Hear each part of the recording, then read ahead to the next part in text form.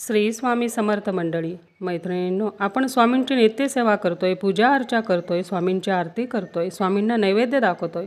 तर बघा, जेव्हा स्वामींना स्नान घालाल तेव्हा हिना अत्तर लावून नंतर चंदन अष्टगंध लावायचं असतं. स्वामींना हळदी कुंकू चुकूनही लावायचं नसतं, हे लक्षात घ्या. ही चूक तुम्हाला करायची नाही. दुसरी गोष्ट म्हणजे स्वामींना नैवेद्य दाखवत असताना त्यावर तुळशीपत्र आवर्जून ठेवावेत आणि एक तुळशीपत्र पाण्याने भरलेल्या ग्लासमध्ये ठेवावं. आणि स्वामींना नैवेद्य दाखवत असताना ताटाखाली पाण्याने भरीव चौकोन बनवावा, त्यावर नैवेद्याचं ताट ठेवावं.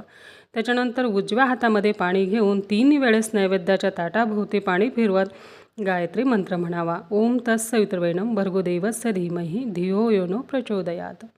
अशा पद्धतीने तुम्हाला स्वामींना नैवेद्य दाखवायचा आहे. रोजच्या नैवेद्यामध्ये तुम्ही जे स्वयंपाक केला आहे, जे जेवण बनवलं आहे, सात्विक जेवण, ते स्वामींना नैवेद्य दाखवा. जसे की वरण भात, चपाती, भाजी, जे तुम्ही जेवाल तोच नैवेद्य स्वामींना दाखवा. फक्त स्वामींची नित्यसेवा करताना या 2 गोष्टीचे पालन तुम्हाला अवश्य करायचे आहे.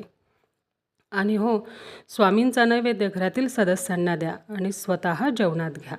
व्हिडिओतील माहिती आवडली तर व्हिडिओला लाईक करा, कमेंटमध्ये श्री स्वामी समर्थ नक्की लिहा आणि आपल्या चॅनलला सबस्क्राईब करा. श्री स्वामी समर्थ. धन्यवाद.